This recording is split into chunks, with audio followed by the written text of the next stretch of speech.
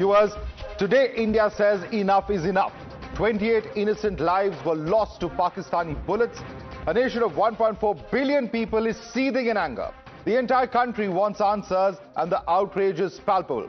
The Modi government held a CCS meeting today and some big decisions were taken. The first step to globally ostracize and isolate Pakistan. The government has now put the Indus water treaty on hold and has also shut the Atari checkpost. Further, the government has told all Pakistani citizens who are in India under a SARC visa to leave within the next 48 hours. India will also reduce the strength of its High Commission there in Pakistan. And here are some of the highlights of these decisions taken by the Modi government. The Indus Waters Treaty of 1960 will be held in abeyance with immediate effect until Pakistan credibly and irrevocably abjures its support for cross-border terrorism. The integrated checkpost Atari will be closed with immediate effect. Those who have crossed over with valid endorsements may return through that route before 1 May 2025. Pakistani nationals will not be permitted to travel to India under the SARC visa exemption scheme visas. Any SVAS visas issued in the past to Pakistani nationals are deemed cancelled. Any Pakistani national currently in India under SVAS visa has 48 hours to leave India. The defense, military, naval and air advisors in the Pakistani High Commission in New Delhi are declared persona non grata. They have a week to leave India. India will be withdrawing its own defense, navy and air advisors from the Indian High Commission in Islamabad. Our reporters have been giving every aspect of this story live right here on Times Now, right through the course of the day. I want to go across first to Pradeep Datta. Pradeep Datta, it's massive. It's a diplomatic downgrade, and we've been telling our viewers first right here on Times Now. Take us through what the implications are in terms of what action India is taking. The military attaches are, of course, being declared persona non grata, and the entire size of the mission in Pakistan is also coming down. Madhav, if I have to describe this thing in one line, all I can say the outcome of the CCS meeting is that India is trying to hit Pakistan hard where it's going to hurt them most. Because after Uri strike, we have seen that the ground forces had moved inside and they had carried out surgical strike. After Pulwama, it was aerial surgical strike. But this time, India has decided to go for economic and diplomatic surgical strike. When I say economic and diplomatic surgical strike, because already Indus Water Treaty has been kept in abeyance and they know they need the water of Indus, Jhelum and Chenab. And if Indus Water Treaty is kept in abeyance, that means it's going to hit them hard. In Pakistan, they will not be having electricity. They will not be able to run the industries. Now, it should be seen how they're going to do it. All right, let me take this question across to Priyank. Priyank, because, it's been unprecedented. Every time there's been talk of the Indus Water Treaty, being kept in abeyance or being revoked by India, this point has been raised that India also is a lower riparian state because it flows from Tibet, though India has the largest catchment area. But India has not paid heed to all of those considerations and has taken a very, very drastic step, a step that is bound to send a big message to the international community. See, Madhav, India has already taken the step where they have given them a lesson by going by the step of attack like Balakot. But that was certainly not enough. So the best possible reason for the diplomatic standard was to hit them with the economic standard. That's why this CSC has come up with this decision that these set of measures like should be adopted on the soil. On the other side, what we have got to know that the FI copy which we earlier accessed is clearly paving the way for the National Investigating Agency to probe this particular matter. But on one side, the investigation was going up. On the other side, we could see that the CSC came up with these set of measures which is going to hit out Pakistan very hardly. What we saw earlier in the day that... Let me bring in Shreya on one important aspect. Shreya, now very clearly the SARC visas have been suspended. Also, what has been suspended is that the regular visas issued to Pakistan nationals also will have until the 1st of May to go back, and the Atari-Wagah border also being shut is a massive, massive message that has been sent out by India, because there have been concerns raised about why there are Pakistani citizens here in India and who are allowed to work in India, if at all this is the country that is bleeding India or attempting to do so with these kind of terror attacks. Massive message being sent out there. Shreya. Absolutely, Madhav. This is a massive message, and this is where it will hurt Pakistan for all the actions that it has been taken to destabilize Jammu and Kashmir. It hasn't been successful in breaking the resilient spirit of India and its citizens. But so far as the diplomatic action is concerned, Madhav, yes, this is a huge diplomatic blow to Pakistan as far as the visa exemption service being terminated is concerned. Under the SARC ties and the SARC deal that South Asian Association for Regional Cooperation have had, all of these member countries have had of the Southeast Asia. They also have a South Asian university in the national capital where Pakistani students particularly come to undertake different types of courses. Okay. That will also suffer a big blow because now that visa exemption service under SARC, which was given to Pakistani students, will also be suspended, thereby making it more difficult for Pakistani nationals to come and study in India. But as far as the visa suspension is concerned, yes, this comes as a big diplomatic blow to Pakistan and its nationals. Let me quickly bring in some breaking news coming in. Shreya, sorry I'm interrupting you there, but there's a massive all-party meeting that is to take place. The government is convening an all-party meeting, and this meeting will take place tomorrow evening at 6 p.m. In fact, let me go across to Pragya, who's bringing us that big input there. Pragya, it is a massive outreach on part of the government. They are going to take the opposition and all parties into confidence in terms of actions they have taken so far and what they have on their minds. It's a big and a very important gesture because this is one issue on which every Indian would like to see our political parties united rather than bickering, given the kind of huge attack and the kind of dastardly attack that we've seen just yesterday. Pragya. Absolutely right, Madhav. In fact, Home Minister Amit Shah and Rajnath Singh both are speaking to all party leaders. And in fact, this meeting is going to be scheduled for 6 p.m. tomorrow in the parliament premises. This is going to take place. And in fact, the government is going to brief them on this particular terror attack. And every concern this party has shown, over the 2 days after this terror attack, they also demanded that there should be all party meetings. So they will be taken into confidence. In fact, this is a matter of national security, and they would want every party to be on the same page as of the government, because these are some serious measures that the government is taking and will have some serious repercussions across our global the friendship and also about the relationship that we have, and this is a very serious matter, and this is exactly the reason why Priyank, Pragya and Shreya, I'd like to thank all of you for joining us at the top of this bulletin and bring us all of those aspects of India's diplomatic strike, multi-pronged diplomatic strike at Pakistan is concerned. Of course, India will also reserve its rights to respond to this entire aspect from the military perspective is concerned. But thank you so much for joining us with your views on this. Let's now open this up for debate. You're watching the News Hour at 10, debate number 1 on Times Now, Super Prime Time.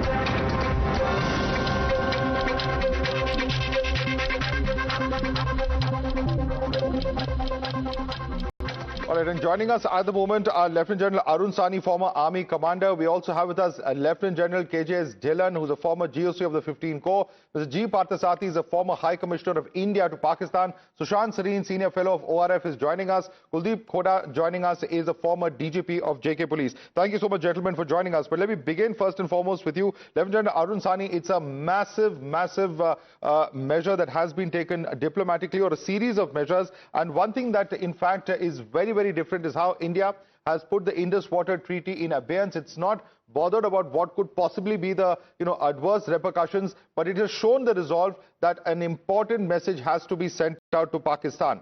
Your response, sir, to what India has announced today following the CCS meeting. Evening, Madhav. Thank you for getting me on the channel. Firstly, my heartfelt condolences to the families who've really got hit. I think this ghastly act deserves the strongest message, and I think India, with the CCS and the Prime Minister cutting short his visit, the Finance Minister cutting short the visit and coming back and having this, the gravity is fully established, and the measures that you have announced already speaks about the all-of-nation approach. May I just put it like this, that there are undoubtedly the message given by the Defense Minister of looking at not only the people who have perpetuated the attack, but all the people who are involved in the attack, we will take action. I think there are 2 or 3 things that come out. Irrespective of the fact of what tactical and operational actions that we take on ground to deal with this kind of a situation, I think today the time is ripe for us to make sure that we take an action which hurts the the deep state as well as the political regime that is there in power. So that means the target that you select for a visible kinetic attack has to be such that it carries the message that it hurts them where it matters.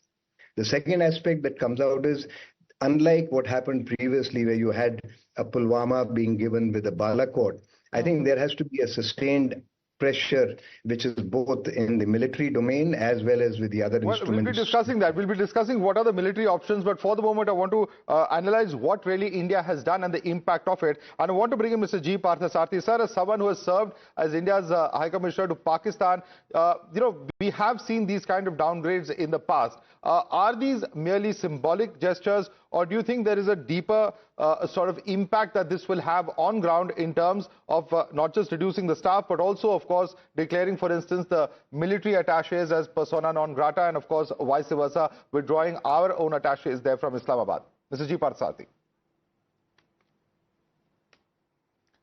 Firstly, let me tell you, and you should have read my biodata, which you have not done. I have served in the army. I have served in the 1965 conflict on the Sialkot sector. So don't try getting anyone to teach me on the military side of things. All right? Now, secondly, politically, Pakistan is getting itself isolated. I think the steps we have taken are the right thing, and that the government has acted wisely. The real problem today is General Asim Munir. And General Asim Munir is not really one of those regular commissioned Pakistani officers. He is nevertheless worked himself way up. He's worked himself way up by a strong measure of anti-Indianism in his entire approach to life. And I'm quite certain it's the haste with which these actions have done will have their repercussions on GHQ in Rawalpindi. Now, the fact now is they have caused a lot of substantial damage in China. At some stage or the other, there will have to be retribution from us. How that comes is something we have to work out. The military will have to be worked out. And in Jaishankar, you have a person whose parentage has been very closely associated with strategic thinking. So the fact is that we should just play it cool, which we are doing. We are cutting off contacts which we have never done before. The Indus Water Treaty was always regarded sacred. We have now, for the first time, told the Pakistanis that we are the upper riparian country and we control Indus river water flows. So this is the most important political significance. Okay. Because at least when I've been in Pakistan, they threatened us with threat if we do anything to Indus waters. Well, let me bring in some of our other panelists as well. Sushant Sareen, I'd like to bring you in on the aspect of, the SARC visa being cancelled, Pakistan nationals having to, go back by the 1st of May. This is something there's been a lot of chatter about, that you have, individuals from Pakistan in various fields who may be working, whether in films, etc. Why should they be allowed in India? You have cricketers coming out to say, why should we be playing cricket with Pakistan, for instance? But I think this is a very decisive and a firm step that has been taken. Your response, Sushant? Yeah, before I come to this, Madhav, just allow me half a minute to talk on the Indus Waters Treaty. I think what is not only from the messaging point of view, but I think by putting the treaty in abeyance, we already have some dams which already exist on, for example, the River Chenab, the Baglia Dam and a couple of others, right? We have the ability now to impound water and not release it when the Pakistanis need it, and release it when the Pakistanis don't need it. We have that ability now. So I think we can really start turning the screws on Pakistan after announcing the abeyance of this treaty. Of course, there will be a pushback from Pakistan internationally as well as, bilaterally, but we should be able to handle that. On the other question of the SARC visa, I don't know why we were even persisting with this SARC visa nonsense after 2019. There was no reason to do it. I don't see why we were even issuing as many visas as we were to the Pakistanis. What good do they do when they come out here? This whole nonsense of people to people between India and Pakistan, that you give them medical treatment. Have you created a constituency in Pakistan for peace in India? Okay, all these actors and these cricketers who would come out here, they would earn India's money and go back. Were they actually advocates for India in Pakistan? So what is this, woolly-headed kind of policies that we have followed with the Pakistanis on this whole nonsense of people to people? Thirdly, this whole nonsense that we have inculcated in ourselves that, look, we must distinguish between the Pakistan army and the Pakistani people. I'm sorry, that is the most stupid thing any Indian can do. There is no difference between the Pakistan army and the Pakistan people when it comes to their demonic mindset about India. Perish that thought. All these people who speak pleasant lies, these Najam Sethi Peti type of, I don't want to say that on your channel, but you can use unparliamentary language for these third-rate fellows. They are the most insincere people you can ever come across. And in India, we have this concept that because somebody would drink whiskey, or somebody wears a three-piece suit, or somebody talks in a clipped English HSNian accent, that means he must be a nice guy. He must be a liberal, progressive fellow. Perish the thought. It's astounding. The level of ignorance in India about Pakistan and Pakistani mindset is utterly astounding. In fact, with all due respect to the two generals sitting out here, I have seen army officers who've served with Pakistanis abroad, during staff college or during UN postings. They always have very nice words to say. Please, that's an act that those Pakis are putting up against for you. All right. Let me bring in Lieutenant General Dhillon. I think he's best placed to respond to that. Let me bring in Lieutenant General Dhillon on that. And because Lieutenant General Dhillon, there's a context. The context is we all saw what the Pakistan Army Chief said just a few days ago, as Mr. G. Parthasarathi was saying. It's not just his extremely rabid comments when it came to the two-nation theory, so on and so forth. He also reiterated how they would continue to, support what they are, of course, calling the cause of Kashmir. But essentially, it is just parlance for pushing more terrorism into India as far as Jammu and Kashmir is concerned. And this entire narrative of Hindu versus Muslim that we've seen on ground, and the despicable manner in which the profiling happened before they were shot, all of that was just clearly reflected in what the Pakistan Army Chief said live and in person in Pakistan just a few days back. Lieutenant General Dhillon.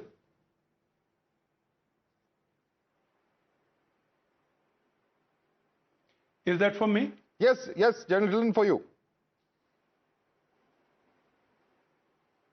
Yeah, because the sound is little erratic and disturbed. All right, apologize for that, sir. Please go ahead. Pakistan Army Chief said a few days ago is exactly what happened in Pahalgam yesterday.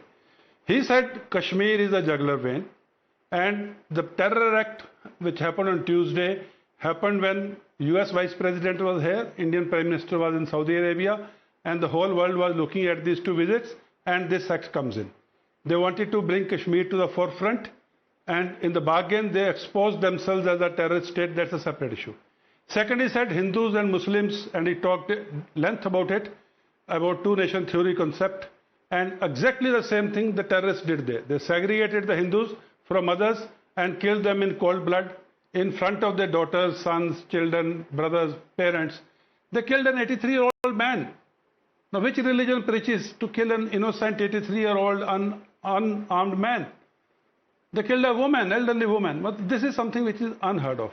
But before going into much of this, I want to talk about two very important decisions which were taken in today's press conference. I always say action against Pakistan has to be a whole-of-nation approach, which includes diplomatic actions, military actions, economic actions, and political actions. And today the press conference has only listed out few diplomatic actions. One, where they said embassy staff will be brought down, the defense attaches will be recalled or be declared person non grata, the visas would be stopped and people will be told to go back. In typical Indian language, जब गांव में किसी को आप गांव से बाहर निकालते हो या उससे किसी किस्म का नाता नहीं रखना चाहते, जिसको हम बोलते हैं कि रोटी बेटी का रिश्ता खत्म करना है इसके साथ, in the world community, Ambassador Parthasarathi is here, he would agree with me, in the world community, in the diplomatic world, when such an action is taken where against a country it is told that we don't want to deal with you anymore because you are not worth it. So, roti beti ka nishta todne wali baat Pakistan ke saath hui hai. That is one. Second, Indus Water Treaty. I will just take 30 seconds or maybe 1 minute on this to explain to the viewers as to what exactly Indus Water Treaty means. We all know there are 6 rivers. The top 3, Indus, Jhelum and Chenab. The water goes to Pakistan. The lower 3, Ravi, Beas and Satluj, the water is supposed to stay with us. And as Mr. Sreen was saying, some dams have come up on the top 3. Now, we must understand in the Indian subcontinent, the grain of the country, that is the lie of the ground or the gravitational flow of the water happens from northeast to southwest. That means the river which starts in Ladakh passes through Indian Jammu and Kashmir, and some of them pass through Punjab and go through and go into the Arabian Sea in the western side of Sindh. So upper 3 rivers, when they flow down into Indus, finally they become Indus and goes into Arabian Sea, Pakistani Punjab remains below it. That means water of upper 3 rivers cannot come down to Pakistani Punjab with gravitational pull. So Pakistan has made Marala High Headworks and other dams and interconnected the rivers to pull the water from the top rivers into Ravi, and so that the Pakistani Punjab can be fed. The moment this Indus Water Treaty is held in abeyance, and the water will stop in those 3 rivers, Pakistani Punjab in a matter of decades will become desert. And that is where it will hurt the Pakistani Punjabi Mussalman the most. So I think this is one of the best steps which has been announced today. This will hurt Pakistan economically, militarily, and the typical non-based or unbased Pakistani Punjabi Mussalman pride. And every other Pakistani will now shout at Pakistani Punjabi that you brought this misery onto us. Absolutely. So in fact, Kuldeep Khoda, I want to bring in Mr. Khoda on that. Mr. Khoda, very important point being made there by Lieutenant General Dhillon, because he says that this is what will lead to internal dissent within Pakistan, something that the people of Pakistan will have to face also. And, you know, at the end of the day, given the fact that citizens in India are the ones bearing the brunt of it, why should it be any different in Pakistan is a question that many will ask. Ahead of course, what action India may take, militarily speaking, do you think that these steps are the best way forward to send a message to also isolate Pakistan, internationally speaking? Absolutely, these are some of the initial steps as far as stopping of visas and cancellation of visas or stopping the people-to-people contact is there. This has been done in the past also. But pausing the Indus Water Treaty is one of the most important decisions taken, which will have deterrent effect on Pakistan.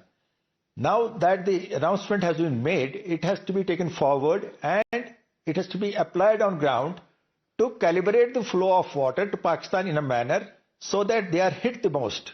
As far as Pakistan going to International Court of Justice or other world bodies, India can deal with it because Pakistan has been exporting terrorism since last 35 years to India, and they have no right to claim respect for any international treaty because they are violating the international norms as well as supporting and exporting terrorism is concerned. So India has a strong ground to defend its decision at the international level also. Now the question is that if this treaty has been paused, it has to be enforced immediately. Beyond that, about the military options, that of course will be the government and the CCS will take appropriate decision on that. But what is required is that severe and decisive action has to be taken this time. It has not to be one-off action like Balakot or Uri surgical strikes. It has to be a decisive action so that Pakistan is rendered incapable of exporting terrorism for all times to come. That will send a positive message, and India has to now stop it for all times to come. It has been too long and too much. India has been showing a lot of restraint beyond logic, and this is the time when India has to show to Pakistan and to the world body that it is a strong country, it respects its own human rights, and it will put any country down which tries to threaten it militarily or Let me by put that question across to Mr. G. Parsarthi. There's this feeling that enough is enough. Mr. Parsarthi, would you like to respond? Because there are those who say that it is time for some kind of decisive action beyond what we saw as far as Balakot is concerned. And what really is that option? Because there are many things perhaps that are on the table that would be discussed. What do you think would be the most feasible option, given also, of course, the response that we've been seeing coming in from various international leaders as far as expressing their stance along with India following this terrible strike that has happened in Pahalgam. Mr. Parsati. Look, it is for the first time we've got the only persons in the world who have not backed us are the Chinese. And let us face it, we are confronting a Chinese-Pakistani military alliance where China supplies Pakistan with even nuclear weapons know-how. The rest of the world is going along with us. So I am quite certain that we will play it in a way that we are taking out a policy of carrot and stick. And the carrot comes when the stick has its effect. So now they have no international sympathy, but China, remember, China will always back them in the world. As I said, that nuclear weapons are of Chinese design. So the fact, you have to therefore play it coolly with the world, saying that, look, this is it. All that we are asking them to do is close their whole canopy of terror attacks, and then we'll think of moving forward. Link this directly with Pakistan-sponsored terrorism. Just remember one other fact. Pakistan's economy is in a dreadful shape. No one in the world is helping them, not even the Americans. And the Chinese, of course, are ready to provide them weapons, and I'm told now even new fighter aircraft. But the Chinese also know some of the realities. So play it cool, but don't get sentimental or don't lose your cool. That's the way I think we are playing it. Okay. We've not made any harsh statements. All right. Which we need not. All right. Play it cool. Perhaps that's important in this context. And Dylan, I'd like to bring you in on the fact that, where this concept really comes from. And we all know there are several dozen launch pads, across the LOC in the POK region, several close to Kashmir, several close to Jammu. And, there are those who are saying that, you might go and launch one attack, but what prevents them from regrouping and coming back together again? High time that we have some decisive action so that the entire infrastructure is dismantled. I know it's easier said than done, but what can be done to actually not just, act in terms of deterrence, but to act in terms of ensuring that this does not happen again? Is it time, for instance, to have an Israel kind of response as to what we saw a little over a year ago when they were attacked similarly?